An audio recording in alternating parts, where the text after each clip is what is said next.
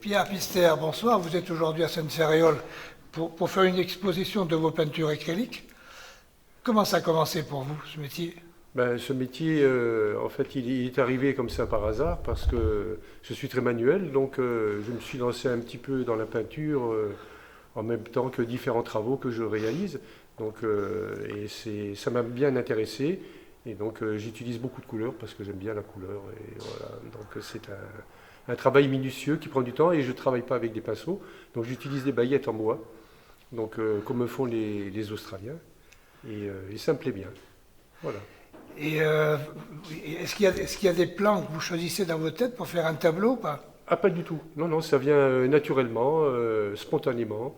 Donc je commence un tableau et puis je vais jusqu'au bout. Tant que j'ai pas fini ce que je veux faire, je vais jusqu'au bout. C'est votre esprit qui vagabonde. Et c'est mon esprit en fait qui vagabonde et qui décide de lui-même ce que je réalise. Vous mettez combien de temps pour réaliser une toile? C'est variable. Donc après, ça peut prendre un mois. Ah ouais. Donc je laisse le temps au temps. Voilà. Et quand vous commencez, donc vous restez sur une même idée, quoi. Complètement, complètement. Je pars comme ça et ça vient spontanément. Je ne cherche pas, moi, ni dans des revues. Voilà, donc c'est dans ma tête. Tout ce que j'ai dans ma tête ressort naturellement. Donc. Et quand vous arrêtez, parce que c'est la fatigue, et quand vous reprenez, vous reprenez dans le... Ah, voilà, donc je me replonge dans ce que j'avais fait. Donc si je reprends plusieurs jours après, ou des fois je peux rester 10 minutes, un quart d'heure, ça dépend. C'est en fonction de mon envie.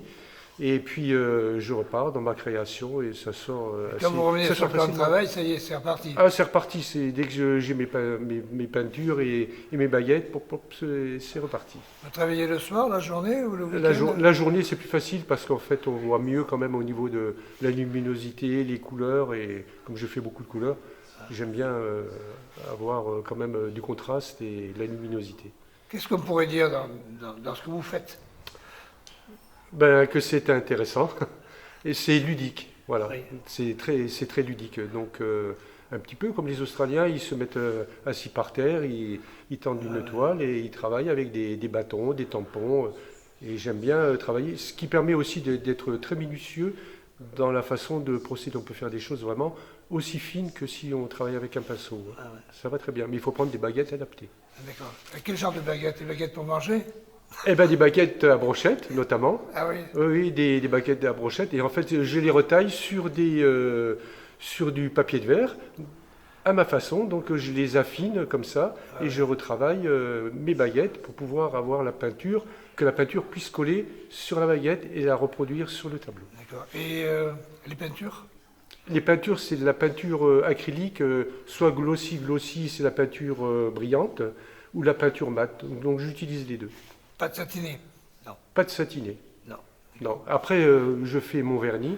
Voilà. Donc, quand mon tableau est terminé, je fais un vernissage à la bombe ou au pinceau. Donc, en fonction de ce que je veux. Si je veux un rendu vraiment pétant, je mets du vernis qui est beaucoup plus pétant aussi. Donc, voilà. Vous avez besoin de vous reculer pour regarder votre toile? Pas du tout. J'ai la tête dans le guidon.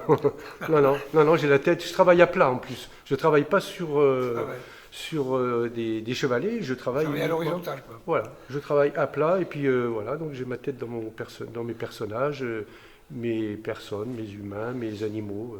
Alors, je vois beaucoup d'images derrière vous, mais c'est au fur et à mesure que ça y va, quoi. Ah voilà, donc ça vient spontanément, ça sort comme ça. Vous ne savez pas ce que vous allez faire dans le quart d'heure? Non. C'est ça qui est intéressant. Oui, c'est pour ça que je dis c'est ludique, parce que la façon de travailler... entre guillemets, je vais prendre ça s'appelle des biberons, je travaille avec des biberons, donc j'étale ma peinture et je crée mes personnages. Ah, d'accord. Donc si c'est même des petits personnages, j'arrive à les créer parfaitement. Je mets une goutte de peinture et je fais mes personnages comme ça. Vous faites quelques expos dans l'année? Pas mal, oui.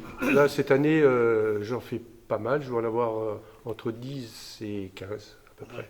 Voilà.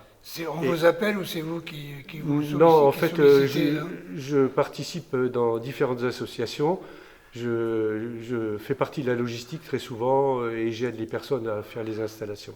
Donc on me demande et puis ça me permet de me déplacer dans le département et avec Jean-Marie justement, Jean-Marie Péquignot, on va faire une exposition du côté d'Arcachon pour un petit peu varier nos plaisirs. Il me semble que je vous avais croisé au peintre du Pays de Brive, à la salle Brassens ou à Brive. C'est ça, oui, on s'est croisés là-bas. Et il y avait énormément de peintres, d'artistes. Ce qui est un peu dommage, c'est qu'il n'y avait quand même pas beaucoup de monde pour venir voir les exposants. Bon, il faut dire qu'il faisait très chaud et que ça ne s'apprêtait pas vraiment. Dimanche matin. Je vois aussi dans cette salle, il y a des masques du monde. C'est vous qui fabriquez ça? Totalement. Je fabrique des masques du monde. En fait, c'est des reproductions de masques qui sont exposés au Quai Branly. Et donc, je travaille sur des revues. Et le matériau utilisé, de base, c'est que du plâtre. C'est du plâtre que je moule à la main. Je travaille tout à la main. Et après, je les façonne avec mes doigts et je leur donne la forme finale comme je le veux. Et après, je fais la peinture dessus. Et tous sont différents, là? Ils sont tous différents parce qu'ils viennent de pays différents. Ah, c'est pour ça? Ah, c'est pour ça. Donc il y en a qui viennent d'Amazonie, il y en a qui viennent du Pérou, Oui. il y a des masques chinois, des masques africains. Donc il y a différents thèmes. En fait, c'est en fonction de mes envies. Je choisis tel ou tel masque parce qu'il y en a que je ne peux pas reproduire parce que ça représente quand même beaucoup de travail. Et aussi, j'ai vu dans cette salle également, on dirait que vous avez travaillé avec de l'os. C'est ça, c'est de l'os. En fait, j'utilise des os qu'on trouve chez le boucher, tout simplement. Et je les retravaille à l'aide de micromoteurs professionnels, ce qui donne des résultats qui sont relativement intéressants. Et on a l'impression que c'est de l'ivoire, parce que l'ivoire étant interdite maintenant à l'achat, et donc c'est super intéressant à travailler. Et quel animal vous avez le plus choisi, enfin, qui va le mieux? C'est du bœuf, c'est simplement des os de bœuf. Quand on fait des risottos, on récupère des os.